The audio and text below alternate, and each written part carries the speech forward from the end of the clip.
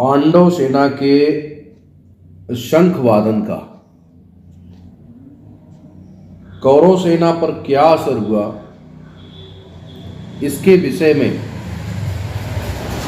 आगे के श्लोक को 19वें नंबर के उस श्लोक को मैं पढ़ता हूं।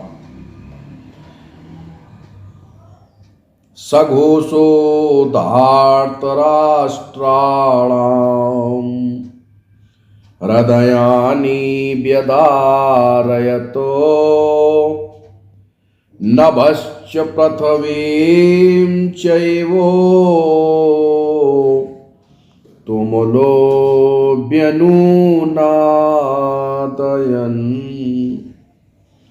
साघोषो धार्तराष्ट्राणाम। पांडव सेना की शंख ध्वनि को सुनकर के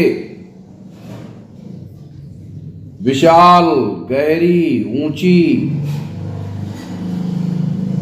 ऐसी भयंकर ध्वनि को सुनकर के पृथ्वी और आकाश के बीच में वो ध्वनि गूंज उठी और उस शब्द को अन्यायपूर्वक राज्य को हड़पने वालों के और उनकी सहायता करने के लिए उनके पक्ष में जो खड़े हुए थे, ऐसे राजाओं के हृदय को विदीर्ण कर दिया। तात्पर्य यह है कि हृदय को किसी अस्त्र शस्त्र से विदीर्ण करने जैसी पीड़ा होती है, ठीक वैसी ही पीड़ा उस शंख ध्वनि से पैदा हो गई। उस शंख ध्वनि ने कौरव सेना के मन में जो उत्साह था, जो बल था, उसको कमजोर बना दिया, जिससे उनके हृदय में पांडव सेना के प्रति भय पैदा हो गया। संजय ये बातें धृतराष्ट्र को सुना रहे हैं। धृतराष्ट्र के सामने ही संजय का धृतराष्ट्र के पुत्रों और उनके सगे संबंधियों के हृदय विदीर्ण कर दिए। ऐसा कहना सभ्यतापूर्ण, युक्ति संगत नहीं मालूम देता है। इसलिए संजय को धार्तराष्ट्राणाम न कह करके तावकीनानाम, आपके अथवा सगे संबंधियों को ऐसा कहना चाहिए, क्योंकि ऐसा कहना ही सभ्यता है। इस दृष्टि से यहाँ धार्तराष्ट्राणाम पद का अर्थ है जिन्होंने अन्यायपूर्वक राष्ट्र का हरण किया। अन्यायेन दत्तम राष्ट्रम यस्ते धार्तराष्ट्रा, ऐसा बहुव्रीहि समास बनाने पर यह अर्थ निकलता है कि जो अन्यायपूर्वक धारण किया जाए उसका नाम धार्तराष्ट्र। ऐसा लेना ही युक्ति संगत और समतापूर्ण मालूम देता है। अन्याय का पक्ष लेने के कारण उनके हृदय विदीर्ण हो गए।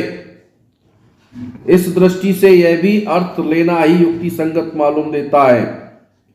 यहां शंका ये होती है कि कौरवों की 11 अक्षौहिणी सेना के शंख आदि बाजे बजे, तो उन बाजों का पांडवों की सेना पर कोई असर नहीं हुआ, परंतु जब पांडवों की 7 अक्षौहिणी सेना के बाजे बजे तो कौरवों की सेना के हृदय विदीर्ण हो गए।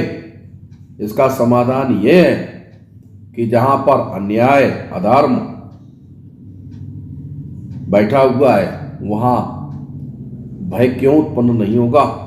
अर्थात जो धर्म पूर्वक अपने कर्तव्य का पालन कर रहे हैं उनका हृदय मजबूत है, उनके हृदय में भय नहीं होता है।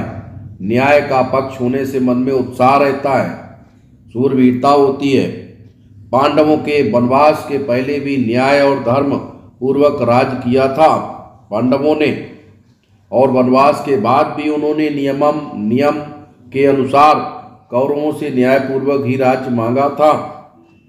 अतः उनके हृदय में भय उत्पन्न नहीं था, प्रत्युत शूरवीरता थी। तात्पर्य यह है कि कौरवों की 11 अक्षौणी सेना के बाजों का शब्द पांडवों की सेना पर असर नहीं कर पाया, परंतु अधर्म अन्याय आदि करते रहने के कारण वो स्वाभाविक ही कमजोर हो जाते हैं। उनके हृदय में निर्भयता निसंकता नहीं रहती। उनका खुद का किया पाप ही उनको निर्भय निर्बल बना देता है। जबकि दुर्योधन के पास 11 अक्षौणी सेना पहुंच कैसे गई, दुर्योधन के पक्ष में संभव ही नहीं था। परंतु जब पांडव वनवास को चले गए तो दुर्योधन ने धर्मराज युधिष्ठिर के तरीके से राज करने की नीति को अपनाया, प्रजा का अपना कर्तव्य समझ करके पालन किया। ऐसा 13 वर्ष तक प्रजा के साथ अच्छा बर्ताव करने से युद्ध के समय बहुत सारी सेना दुर्योधन के पक्ष में आ गई, जो कि पहले पांडवों के पक्ष में थी। इस प्रकार 9 अक्षौणी सेना के साथ जो उन्होंने 1 साल अच्छा व्यवहार किया उसमें पक्ष में हो गई, और 1 अक्षौणी सेना को उन्होंने बलपूर्वक अपने पक्ष में कर लिया। इस तरीके से ये सेना को अपने पक्ष में करने के लिए उन्होंने, दुर्योधन ने भी 1 साल तक धर्म और नीति के साथ शासन किया, तब वो सेना पक्ष में आई। इस आधार पर जहां पर अधर्म का साथ है वहां पर निर्भयता कैसे हो सकती है। इसलिए पांडवों की 7 अक्षौणी सेना की शंख ध्वनि से 11 अक्षौणी सेना के जो दुर्योधन जी हैं उनके हृदय में पीड़ा हो गई। इस प्रसंग से साधक को सावधान हो जाना चाहिए। अपने द्वारा शरीर वाणी मन से कभी भी कोई भी अन्याय और अधर्म का आचरण नहीं करना चाहिए। अन्याय और अधर्म युक्त आचरण से मनुष्य का हृदय कमजोर हो जाता है, निर्बल हो जाता है, उनके हृदय में पैदा हो जाता है।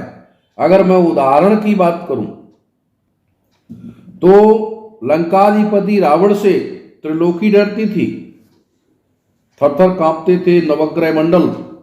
वही रावण जब सीता जी का हरण करता है तो सोन बीच दस्कंधर देखा, आवा निकट जति के वेशा, संत का वेश बनाता है। जाके डर सुर असुर डराई, निस्न नींद दिन अन्न न खाई। ऐसा जिनके भय से रात में नींद नहीं आती थी, दिन में भूख नहीं लगती थी, देवताओं को और असुरों को, ऐसा रावण जब जानकी का हरण करने के लिए जलता है तो डर डर के इधर उधर देखता है। इसलिए जीवन में कभी भी व्यक्ति को अधर्म का आचरण नहीं करना चाहिए। इस तरीके से गीता के श्लोकों का मार्मिक वर्णन सुनने के लिए आप हमारे चैनल को लाइक करें, सब्सक्राइब करें।